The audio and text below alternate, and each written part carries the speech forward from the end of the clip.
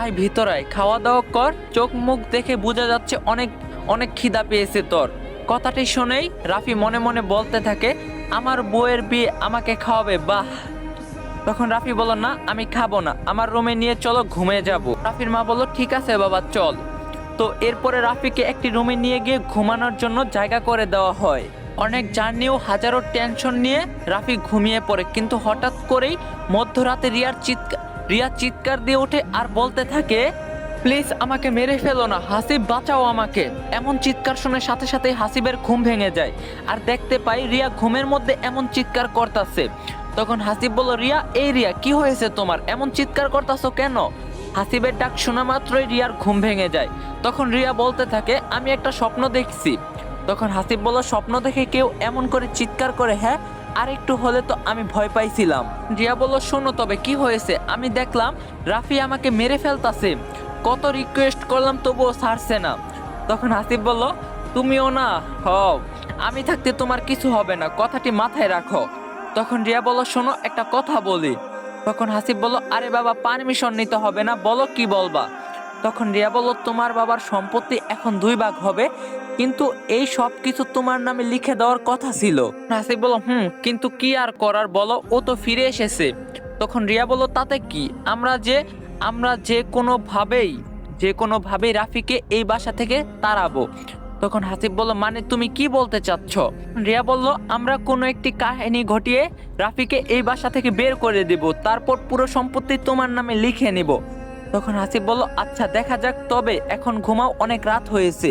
এরপরে আর কোনো কথা বাড়াবাড়ি না করে দুজনেই ঘুমিয়ে পড়ে। পরের দিন রাফি সকালবেলা উঠেই একটু বাহিরে হাঁটাহাঁটি করতে যায়।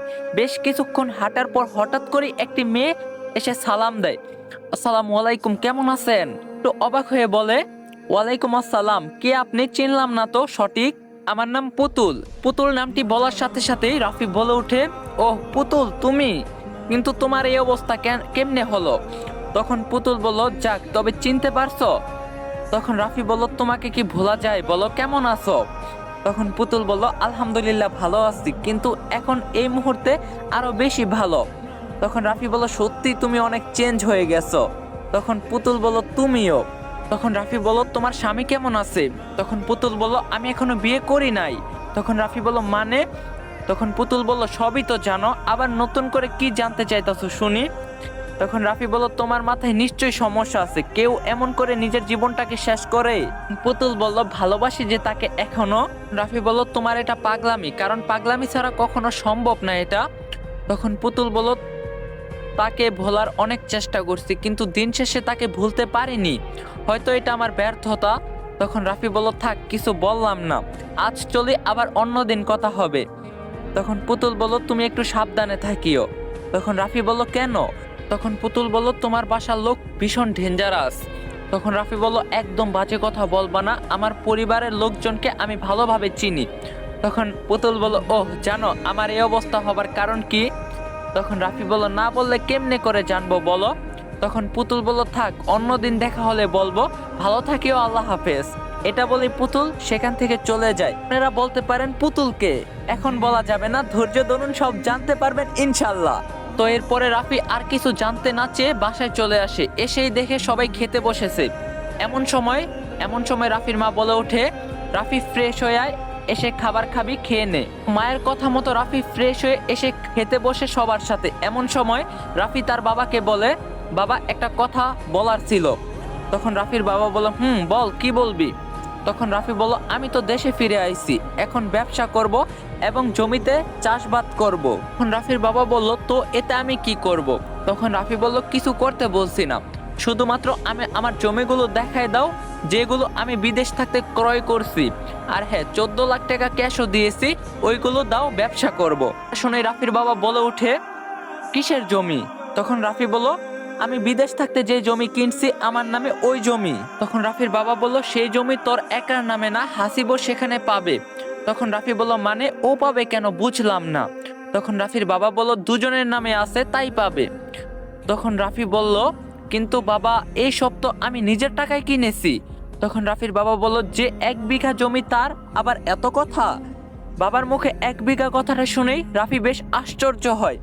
তখন রাফি বলল, কি বলো 1 বিঘা জমি? আমি তো জমি কিনেছি 11 বিঘা। তখন রাফির বাবা বলল, তুই বললেই হলো। তখন রাফি বলল, আচ্ছা ক্যাশ টাকাগুলো ব্যাংকে রাখতে দিয়েছি, ওইগুলো আমাকে দাও। তখন রাফির বাবা বলল, কোনো টাকা নেই। তখন রাফি বলল, তার মানে তুমি এতদিন আমাকে মিথ্যা বলছো সব? ছি ছি ছি বাবা, তুমি এমন কাজ করতে পারলে আমার সাথে? তখন রাফির বাবা বলল, চুপচাপ খাইতে হলে খা, না হলে যেখান থেকে এসেছিস সেখানে যা। বাবার মুখে কথাটি শুনেই রাফির বুকটা কেমন জানি কম্পন দিয়ে উঠল। তখন রাফি বলল, বাহ বাবা বাহ, তুমি কত সুন্দর করে কথা বলতে পারো, আমি ভাবতে পারি নাই তুমি এতটা ছলনাময়ী।